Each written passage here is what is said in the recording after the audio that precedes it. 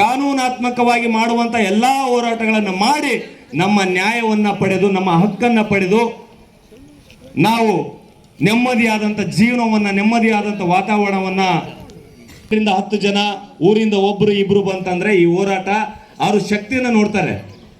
ಜನಪ್ರತಿನಿಧಿಗಳು ಹೆಂಗಾಗ್ಬಿಟ್ಟಾರೆ ಅಂತಂದ್ರೆ ಇವ್ರು ಎಷ್ಟು ಜನ ಇದ್ದಾರೆ, ಇವ್ರನ್ನ ನಾವು ಯಾವ ರೀತಿಯಾಗಿ ಮನವೊಲಿಸಬಹುದು, ಇವರಿಗೆ ನಾವು ಏನೆಲ್ಲ ಸುಳ್ಳು ಭರವಸೆಗಳನ್ನು ಕೊಟ್ಟು ನಮ್ಮ ಈ ಅವರ ಬೇಡಿಕೆಗಳನ್ನ ಕುಗ್ಗಿಸಬಹುದು ಅನ್ನುವಂಥದ್ದು. ಪತ್ರ ರಸ್ತೆ ರೋಕ ಮಾಡಿ ಮನವಿ ಪತ್ರ ಸಲ್ಲಿಸುವಂಥದ್ದು ಇದು ಯಶಸ್ವಿ ಆಗುತ್ತೆ ಅನ್ನುವಂಥದ್ದು ಯಾರು ಕೂಡ ಭಾವಿಸಬೇಡಿ.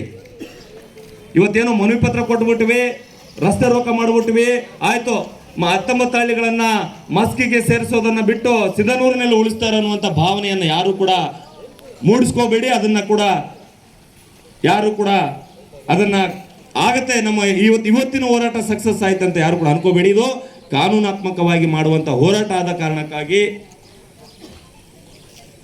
ಇನ್ನು ಹಲವಾರು ಅಂಶಗಳಿದಾವೆ.